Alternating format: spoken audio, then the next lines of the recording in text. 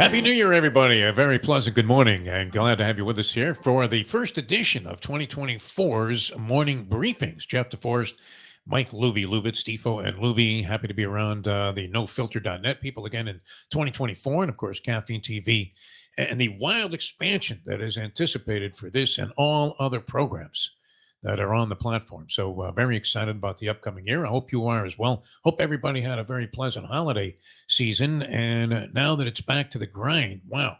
Well, where do we begin, Mike Lubie Lubitz? Why don't we begin at the beginning, which was, of course, the episode that we have termed The Fucking, which is a perfect place to start in 2024. I mean, if you wanted to talk about anything at the beginning of a program, let's talk about somebody getting fucked. But it plays into everything else that transpired on the college football landscape over the past weekend. And of course, we now are in anticipation of a national championship game, maybe a deserving one, in spite of what happened in The Fucking, which should be a movie pretty soon, right? Welcome to The Fucking, starring Mike Norvell, Jordan Travis, and the entire FSU cheerleading and Songbirds squad. You're like, what? What Songbirds? Do they have Songbirds there? No. They have girls. They have girls. Okay. Yeah. Old girls. Pop bombs, the whole thing. Girls. Yeah, they have a whole bunch of stuff. Yeah. They go, no, that wouldn't be their song. It's Who had that first, the Braves or the Seminoles? FSU. FSU had it before anyone. Long before the Atlanta Braves adopted it. Anyway, so we go back to that. It was an embarrassment. Florida State has almost all of their players opt out. The joke going around was that Mike Norvell, the coach of the team, actually had thought about opting out and entering the transfer portal as well. They go out there, they get bludgeoned, they get slaughtered by the Georgia Bulldogs, who had almost all of their starters in the game, in spite of the fact that it was equally meaningless to them, except, I don't know, is there any great distinction to the final ranking or winning the Orange Bowl? You get to keep a couple of the oranges that the fans are pelting the field with because they're disgusted by the performance of FSU. Now, you were irate. I mean, as soon as I brought this up on an earlier program we did this morning, Mike Lubie Lubitz, about the inequity here, and there are two schools of thought on this, two schools of thought. That the fact that the Seminoles got slaughtered in the Orange Bowl game by Georgia, I mean, annihilated, embarrassed, literally. I mean, it was a puppy having his nose rubbed in some freshly laid dog tooth.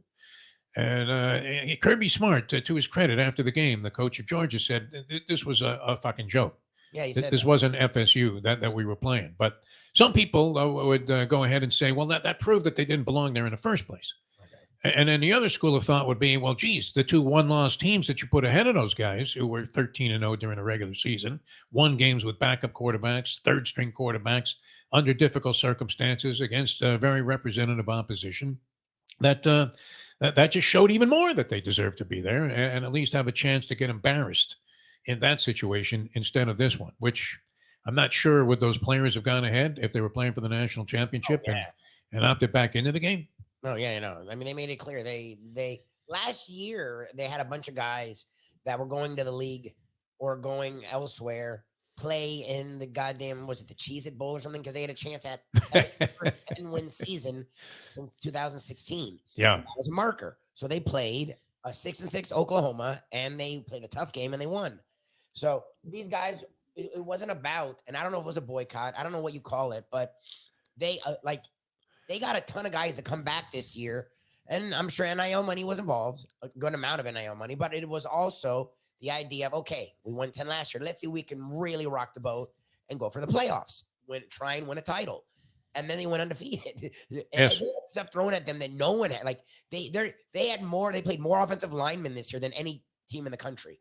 They were down to their third string quarterback, a true freshman, and won by 10 in a conference championship game versus a top 15 team, a top 20 offense, holding them to 6. Like, they did anything that anyone asked them to do, and then they were punched in the gut. No doubt. Call them culture, call them whatever you want. I would love to have seen them out there and go against Georgia's starters. And to me, I said from the beginning, it was a meaningless game, and I took that. If they had won, I would have taken nothing from it. And they lost by 60. So it was depressing to watch. Most embarrassing loss in bowl history, I believe. It was sad, and it was historical, annoying. It's unfortunate, yeah. It was hard to watch. It became painful. It really did. It's very painful. That should have come with a warning, as we've talked about many times, where, like watching the Jet offense when Zach Wilson first took over the helm there. And they were putting up Blutarski numbers every week, 0.0. And you're thinking, should come with a warning that this film may be difficult and sensitive. And you might want to, put your children to bed before you ever watch this game. So that was unfortunate. And of course, then we did have the insufferable one, Nick Saban going against Michigan, a suspect Michigan team also, but with his Alabama team, a very undeserving Alabama team, being in the Final Four. And it always strikes me whenever I see Nick Saban involved in a big moment like this. Let's count the number of ways that we despise Nick Saban. Okay, I mean the sanctimonious approach to everything, the fact that he's always being negative about the idea that the press is feeding his players rat poison because he says, "Oh, by the way, Nick, your 28 five-star prospects should hold a little bit of an advantage talent-wise over the other team." Would you say that? That's rat poison. It's like, fuck you, Nick. I mean, what are you going to be like that for? But the problem that I have with Nick Saban goes much deeper than that. And that's why I could never root for a Nick Saban team. When he was a coach of the Miami Dolphins, of course, from our hometown here, for 2 years. And the fans wanted Nick Saban, and they were begging for Nick Saban to become the head coach. Wayne Huizenga, who owned the team at the time, he goes out of his way to make sure that Nick's every possible idiosyncratic wish. If he wants brown peanut M&Ms in the coach's office only, they're going to have somebody sift through that entire bag and only pick out the browns. That was going to be it. Buys him a house on the water. I mean, he's living in luxury. He doesn't have to pay for a thing. He's making tons of money. And essentially, the red carpet is rolled out through the hallways of the Dolphin executive offices, all to accommodate the whims and wishes of one Nick Saban. He's running the entire team. But what he did, I mean, and you run into a lot of, you've had the opportunity, Lubie, to run into a lot of great people. What impresses you most? When we come across some superstar, it's always the ones that come across as genuine people that express kind of a humane side and a humility that isn't always characteristic with somebody that's receiving that level of adulation, like a Nick Saban. Correct? I mean, I was telling you the story. I mean, I run into Angelo Dundee. I worship this guy, right? He was the trainer. He's in the corner with Ali for the Thriller in fucking Manila. Incredible. And just when I first met him, I realized, wow, this is a guy. He doesn't care if you're the lowest guy on a journalistic totem pole or just a fan. He's going to treat you the same way that he did somebody that he might consider to be largely and highly influential. Saban, however, is one of those guys, and this is probably the most despicable characteristic. There's that word again, despicable. Yep. Characteristic that any human being can exhibit is when they have and what do we hate in people? What do we despise in people? That holier than thou and the whole condescending, insufferable idea that they think that they're better than you are. Yep. And they're going to show you that. I mean, what kind we could only theorize this was some kind of Napoleonic complex, Lubie, where because he's a short guy that was losing his hair, which would you say? Did you notice anything, Lubie? Does he have a pretty good hair weave working in there, Nick Saban? Oh, yeah, he still has a full head of hair. I don't know if it's real or not, but it definitely still has a nice head of hair there. He's showing a lot more hair than he used to. We'll have to look into that. That's another reason to despise the guy. He's a phony. But he was ruling the roost with the Miami Dolphins, could do anything that he wanted. And the story went that they were like secretaries. That this was a team that had a terrific culture, internal culture, the Miami Dolphins organization. When Don Shula was the coach of the team, and I don't know, maybe to a lesser extent, it extended through Jimmy Johnson.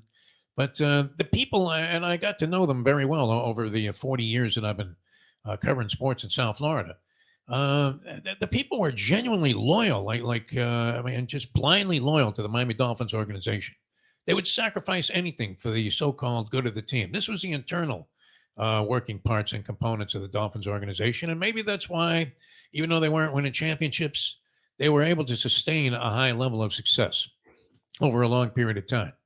And Saban used to be in the office, and some secretary had been with the team for like 30 years would go, "Hey, coach, hair looks great today."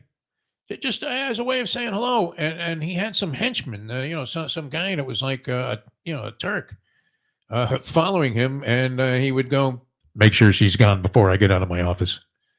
And he would like fire these loyal servants of the Miami Dolphins, people that had just given up their lives and, family time and this and that for the idea that they were all working together for the good of this team and organization. God, man. I mean, he had like a reign of terror there. Yep. And I don't know. I mean, they talk about culture with teams. Of course, it's applicable to another hometown team, the Miami Heat. That's probably the most often associated phrase. In fact, they're even selling jerseys now. They'll be at like 160 a pop. Heat culture jerseys. But this really badly, I believe this infected the organization on an internal level. I mean, we're talking about the organs are starting to fall apart. And it was all in the 2 years that Nick Saban, because of his insufferable son of a bitch nature, turned this organization, the Dolphins organization, completely upside down. From which status, from which I don't know. Have they recovered, Lubie, or are they still living under a curse? I don't know. We'll see. We'll find out this. What is it? Saturday? Do they play Saturday? Find out this weekend. Yeah. See if they're still cursed or not.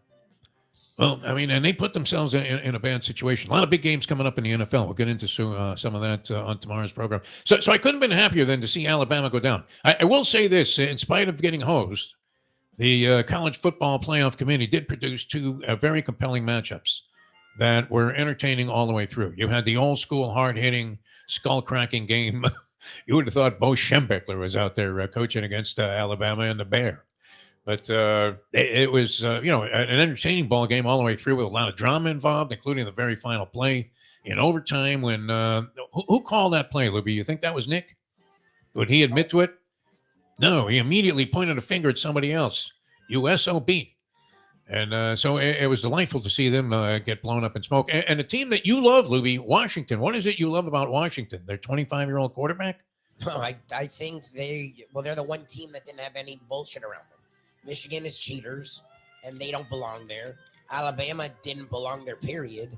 And Texas had one loss themselves. Like, Washington's the one undefeated team that went through the toughest schedule in the country, undefeated, and didn't have any black marks against them. And I give them a lot of credit for that. Yeah. Well, you ended up with a matchup that certainly is deserving of the championship game. The two teams that are both 14-0. Sorry about the fucking there, Lubie, but I would imagine that'll become a subject that is now quickly buried. And fortunately, I think the right guys are in the championship game. Michigan certainly deserving after coming back against Alabama. Alabama had them on the ropes, Lubie. That was no certainty that Michigan was going to come out of that thing with a win. And, of course, you've probably seen the thing by now where David Portnoy of Barstool Sports, El Presidente, as he's known, had $1 million bet on the Michigan Wolverines. That was, this guy made out like the champion of champions. Isn't he the American dream? David Portnoy sold his company twice and then got it back.